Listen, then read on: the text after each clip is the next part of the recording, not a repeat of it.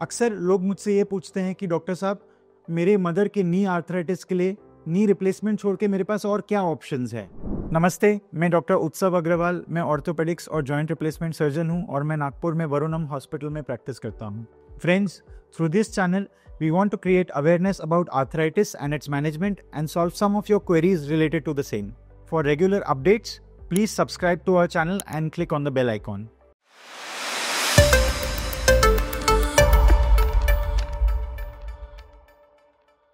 So friends, हमारे OPD में मुझसे अक्सर ये सवाल पूछा जाता है कि मेरे मदर या फादर को नी पेन चालू है और हमें डर लग रहा है कि हमें नी रिप्लेसमेंट की ही ज़रूरत पड़ेगी। आज हम इस वीडियो में नी रिप्लेसमेंट के ऑल्टरनेटिव्स के बारे में जानेंगे और उनके फ़ायदे या नुकसान के बारे में जानेंगे।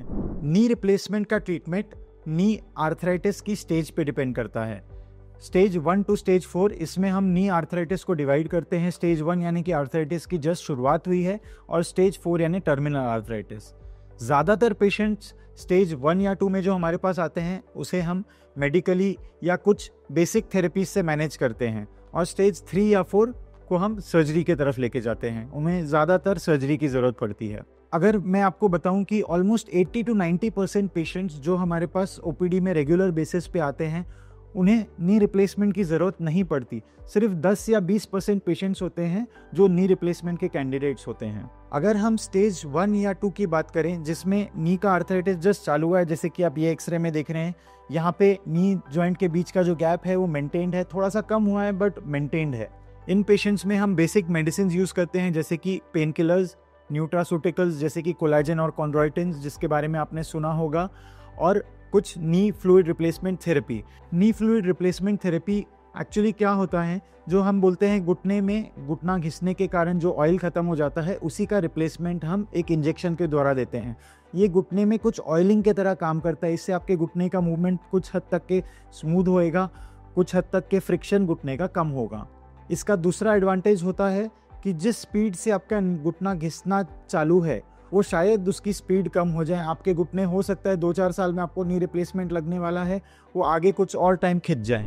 Early stage of knee arthritis में एक और बहुत ही इंपॉर्टेंट चीज़ होती है अपनी एक्टिविटी मेंटेन करना, जो हम कर सकते हैं फिजियोथेरेपी के द्वारा या कुछ एक्सरसाइजेस के द्वारा।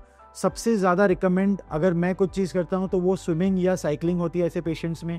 इन एक्सरसाइजेज में कभी नी जॉइंट पे ज़्यादा स्ट्रेस नहीं आता और हमारे कंट्रोल में रहता है। कभी इंजरीज ज़्यादा नहीं होती या इंजरीज के चांसेस बहुत ही कम हो जाते हैं। As a joint replacement surgeon हमारा हमेशा ये सुझाव रहता है कि जैसे ही आपको नी में पेन चालू हो, आपको रोज़मर्रा के कामों में थोड़ी भी दिक्कत आने लगे, एक स्पेशलिस्ट ऑर्थोपेडिशियन से ज़रूर कंसल्ट करें ताकि आपकी बीमारी जल्दी डायग्नोज हो सके और हम उसे बिना नी रिप्लेसमेंट के द्वारा मैनेज कर सकें। Friends, if you have any questions regarding non surgical management of knee arthritis, please feel free to drop your questions in the comment box and we'll be happy to answer them. Thank you.